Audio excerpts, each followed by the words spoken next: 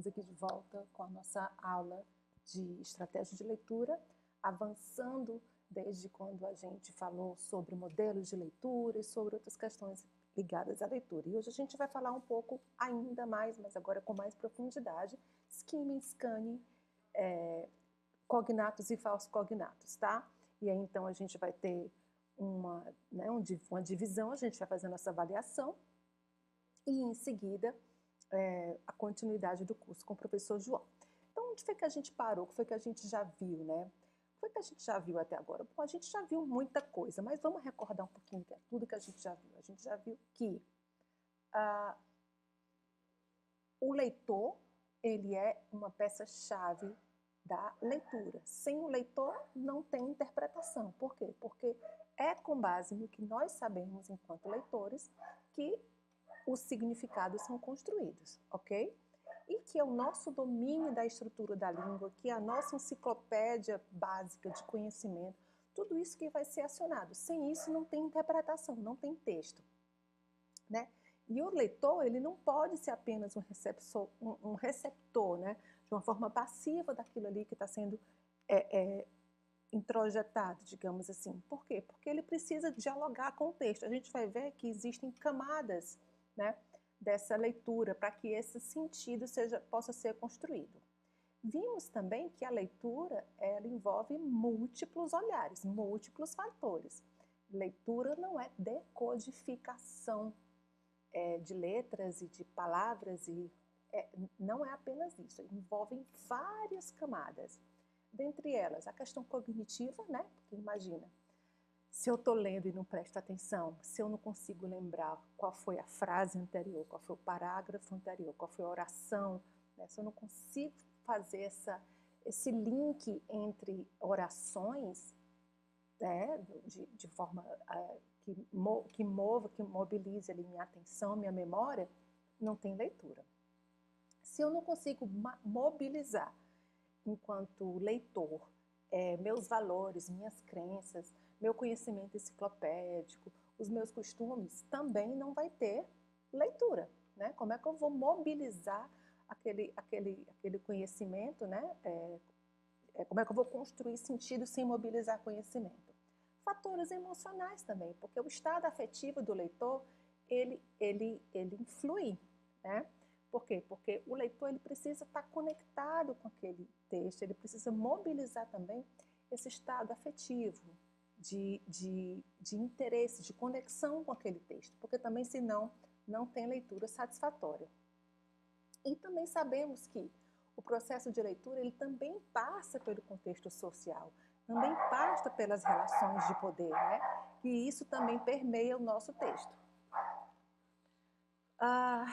Então, vimos aqui que ler é construir sentido. O texto está lá, mas quem constrói?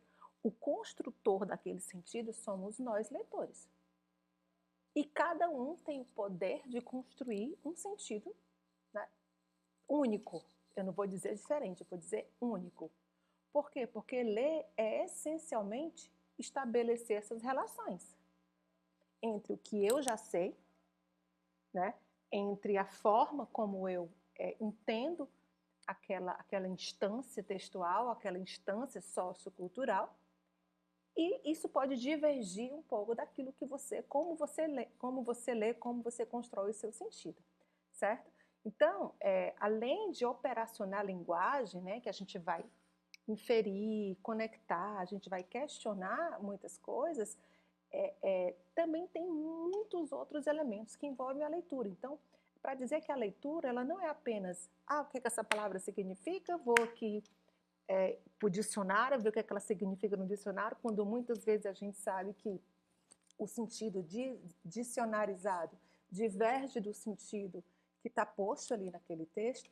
Então, veja bem que até o sentido dicionarizado, ele precisa ser questionado, porque o que vai definir o sentido é o contexto e o contexto, ok? Sigamos. Então, a gente já viu, pessoal, que existem diferentes tipos de leitura, né? Existem leituras para diferentes gostos e de diferentes propósitos. Então, a leitura, ela tem, posso fazer uma leitura rápida, que como a gente fica, quando a gente fica no celular, vendo aqui as coisas e tal, são leituras rápidas, né? Posso fazer uma leitura mais detalhada, em que eu preciso ali investigar algum detalhe, pegar alguma informação mais específica naquele texto, como é um manual de instrução, por exemplo. Posso fazer uma leitura de deleite, pegar aqui um livro, né? E uma literatura e saborear a forma como aquele autor constrói seus personagens, descreve os seus cenários, enfim. Então, existem objetivos diferentes para a leitura. O fato é que ninguém lê sem objetivo, né? Todo mundo, quando a gente pega qualquer coisa para ler, a gente já vai com um objetivo em mente. Sem objetivo, não tem nem leitura. Nem que você não tenha objetivo nenhum. Se você não tiver objetivo nenhum, isso já é um objetivo, porque você vai dar ao texto a atenção e a importância que ele merece de acordo com o seu objetivo, certo? Então, nós temos aqui, ó, a compreensão geral, a compreensão de pontos principais, a compreensão detalhada e ainda no nível mais aprofundado nós temos o que? A leitura crítica.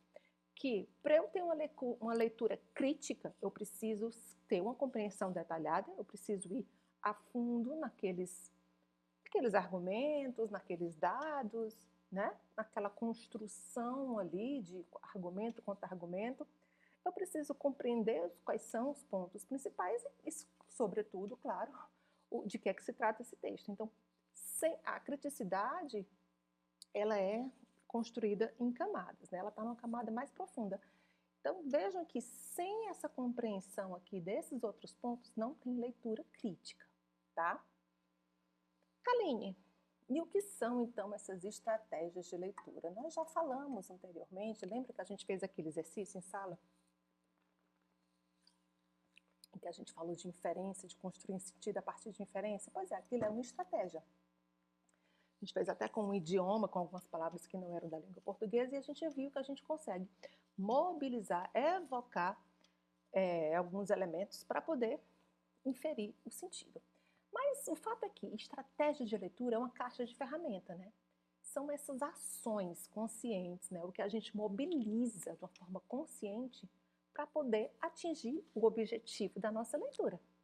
Então, se eu pego uma bula de remédio, eu preciso saber quantas vezes eu preciso tomar aquele medicamento. Eu vou lá e me utilizo da estratégia scanning, que é o quê? Posologia. Busco lá posologia. Aquilo ali ele vai me dar. Fui conscientemente, digo, não, eu preciso procurar aqui na bula esse item, certo? Então, eu sei que existe uma ferramenta na minha caixa de ferramenta que vai me proporcionar descobrir aquele meu objetivo, atingir aquele meu objetivo. Então, geralmente a gente envolve ter metas, né? Envolve se eu tenho uma hipótese, eu preciso comprovar ou não aquela hipótese. Envolve também fazer a inferência, resolver problemas, enfim. Tudo isso pode ser resolvido com uma leitura. O fato é que sem objetivo, não existem metas. E sem meta, você não mobiliza suas ações conscientes de leitura, certo? Então, é um contínuo. Que essas estratégias, por sua vez, elas são flexíveis. Eu posso começar olhando um aspecto do texto, posso começar vendo de que o texto se trata de uma forma global, o skimming. Depois eu posso ir para um aspecto específico, scanning. Depois eu posso ir, enfim, procurar algumas marcas no texto. O fato é que essas estratégias, elas se constroem, elas se colocam, elas se impõem de acordo com o propósito de cada um, né? De cada leitura. Então, vamos lá. Será que existe estratégia só no momento da leitura? Não. Existe estratégia também antes da leitura, porque a gente já viu que existe, como a gente está preparando o terreno, né? Então, quem é esse autor? Qual é o contexto histórico? Quando foi que isso foi escrito? Né? Qual é o posicionamento desse autor em relação a essa temática? Enfim, qual é o jornal, se for um artigo de jornal? Qual é o posicionamento político desse jornal? Então, você meio que você já se prepara para aquilo. Então, assim, por exemplo, quando eu vejo uma matéria naquele jornal, o Estadão, por exemplo, eu sei que tem uma tendência mais à direita. Então, eu já sei que os colunistas, né, os jornalistas que muitas vezes, não de forma geral, que muitas vezes ali se colocam, eles têm esse posicionamento de direita, certo? Então, isso é uma pré-leitura que eu faço. Então, eu preparo o meu terreno antes de ler aquilo, certo? Então, você analisa o que é que você já sabe sobre o assunto, você identifica qual é o gênero textual, você considera o propósito do autor e você faz suas predições, ok? E aí, quando você vai pegar o texto, você vai dizer, aham, tá vendo? Ou então, olha só, eu me enganei, né? É quando você vai ativar ou não aquilo que as suas previsões, né? As suas predições. E muitas vezes você vai solucionar outros problemas. Às vezes o problema vai ser solucionado e muitas vezes outros problemas vão ser gerados a partir da leitura, né? Então, durante a leitura que você vai procurar reler um texto que você não entendeu, um parágrafo, um trecho, pode procurar significado de certas palavras, ou então você pausa ali e vai ver quem é aquela pessoa que está sendo mencionada no texto, né? Então, você vai ali preenchendo as lacunas dos seus bloqueios. É como se fossem surgindo truncamentos durante a leitura que precisam ser sanados, senão você não desliza no texto. E texto foi feito para você deslizar, muitas vezes, né? Deveria ser, pelo menos. Então, o ritmo da leitura, por isso que a gente fala de ritmo de leitura, porque quando é uma leitura que tem muito truncamento, esse truncamento precisa ser sanado, certo? Sigamos. Aline, então, quando é que a gente usa essas estratégias de leitura? Bom, a gente vai usar essas estratégias de leitura dependendo da estratégia. Por exemplo, o nosso conhecimento prévio, esse é sempre. Essa é a nossa carta coringa, que a gente sempre usa, né? Que é quando a gente vai... Enfim, o que é que eu já sei? É o conhecimento da estrutura, é o conhecimento da língua, é o conhecimento de uma gíria, é o conhecimento de um autor, é o conhecimento de uma música. Então, se eu falo assim, isso aqui é muito machadiano, eu vou me referir, tá falando de Machado de Assis, sei lá. Então, assim, quando você abre a sua caixinha pessoal, de intertextualidade, onde você vai fazer inferência com outros textos e outros contextos, certo? E todo texto subentende que aquele leitor, ele não é um leitor que não sabe de nada, que ele tem ali uma bagagem enciclopédica que pode e deve ser consultada, ok? Temos também, como acabei de mencionar, a estratégia do skimming, que é só curiosidade, né, que em inglês significa desnatar. Você tirar a nata, tirar o que está por cima, que é você ver o que é o assunto. De que é que se trata, né? É o geralzão. Então, quando a gente faz isso toda hora, né? E cada vez mais, a gente está cada vez mais fazendo essas leituras rápidas, com base principalmente nas manchetes. E aí as manchetes podem ser perigosas, porque elas são tendenciosas. Outra vez a gente pode falar de clickbaiting, né?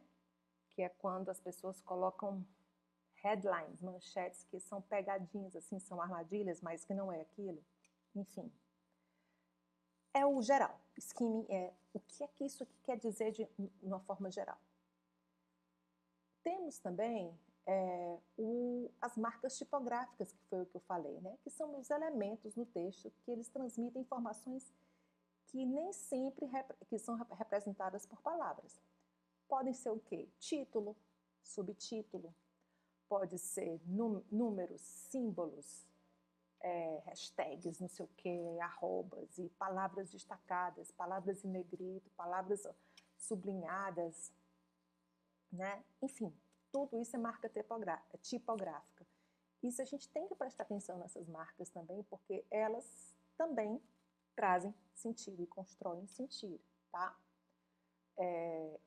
eles aumentam a nossa compreensão geral do texto. Então, a gente tem que estar atento também ao próprio layout, né? O layout do texto, ele também nos diz muita coisa. Qual é a imagem que está sendo trazida, como é que isso está sendo colocado, qual é a cor. Claro que isso é menos, né? Mas existem camadas e camadas de sentido que também são construídas a partir de aspectos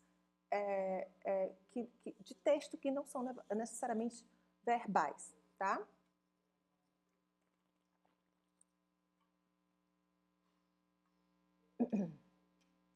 E é o que a gente vai falar hoje, que são os cognatos, que são palavras de língua estrangeira que têm a mesma raiz da língua materna, né? Já devem ter ouvido falar nesse bonito, que no nosso caso, inglês e português, elas têm procedência grega e latina. E são bastante parecidas, são ali, né, irmãzinhas, e que você pode muito bem inferir, porque são parecidas, o seu significado, certo? Então, isso é o que a gente vai falar hoje em relação à estratégia de leitura, tá certo? E qual é a outra estratégia? O scanning, né? Que é quando você vai buscar informação específica no texto. Olha aqui a lupinha. Quando você vai localizar dados, nome, definição, conceito, uma data, enfim, lupa, específico, certo? Por exemplo, vamos aqui agora testar as nossas habilidades de estratégia de leitura. Então, quando a gente, né, isso aqui está em outra língua, eu nem sei, eu acho que é holandês ou é dinamarquês, eu não sei. O fato é, marca tipográfica, um desenho, uma figura de um bolo. E aí a gente já começa a reconhecer os números, né? Já começa a reconhecer ali, ó, cognatos. E a gente já, se duvidar, a gente até consegue fazer essa receita, porque a gente reconheceu o gênero, reconheceu a marca tipográfica, reconheceu, né? O cognato. E aí a gente também vai fazer as inferências, ó. Né? Aqui os ingredientes, né? Esse glessu aqui, eu não sei, acredito que seja como é que faz, eu não sei. Ah, não, eu acho que é o... Ah, não, eu acho que isso aqui deve ser a massa, isso aqui é o recheio, né? Enfim, a gente tá, né? Faz parte, né? Eu também não sei. O fato é que eu consigo inferir pelo o skimming. Talvez o scanning eu consiga, se você falar assim, quanto de farinha eu consigo, né?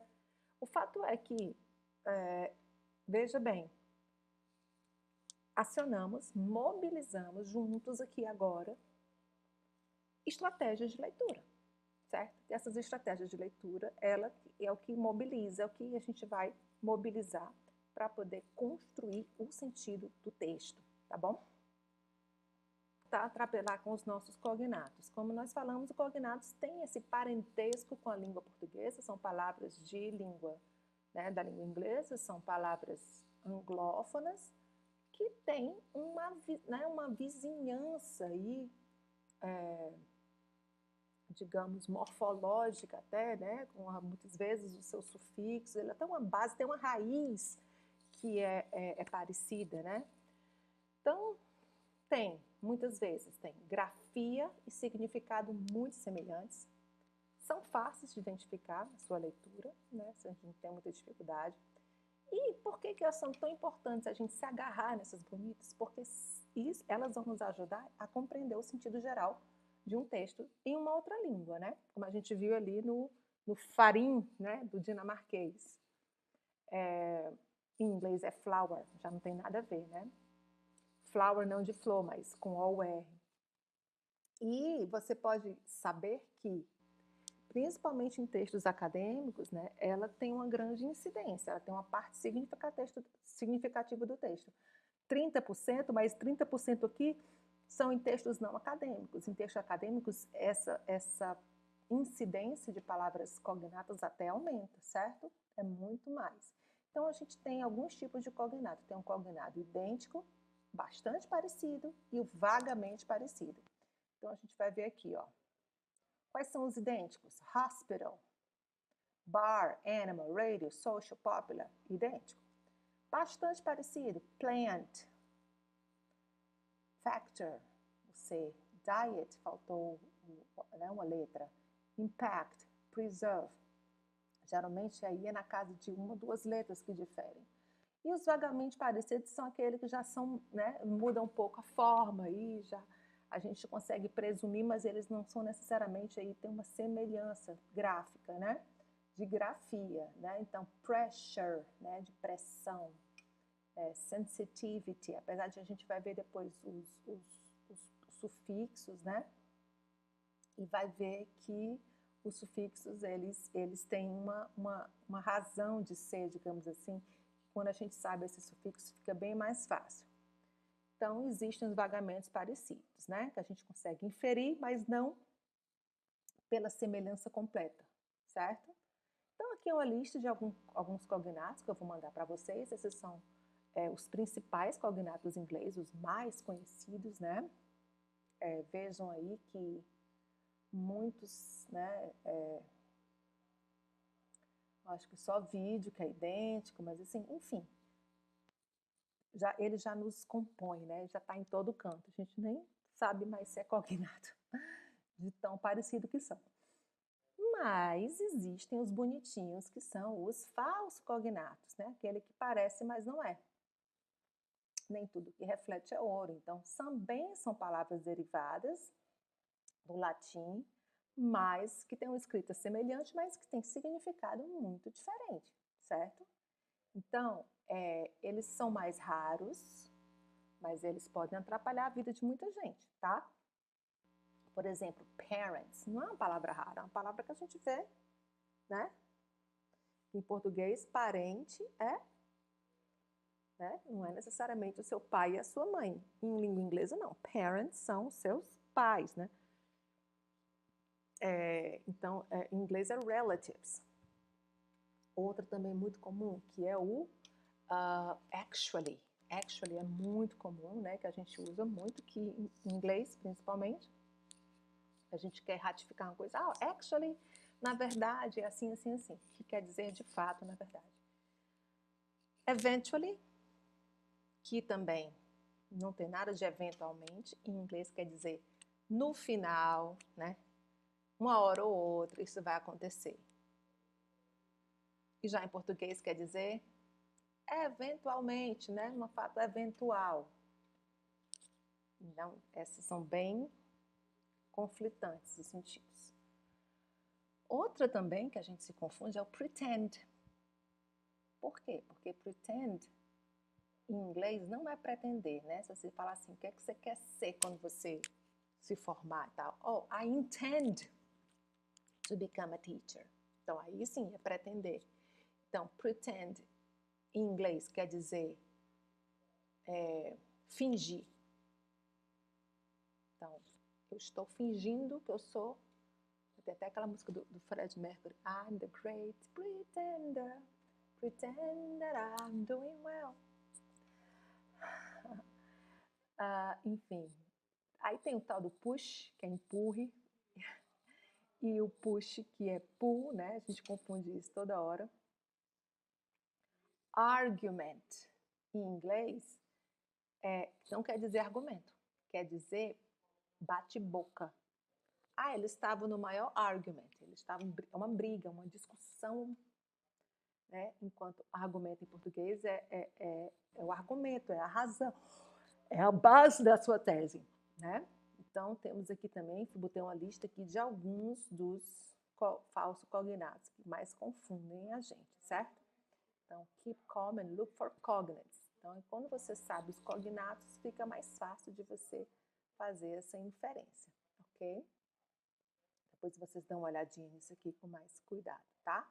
Vou deixar o link aqui também na descrição do vídeo desse PDF, certo?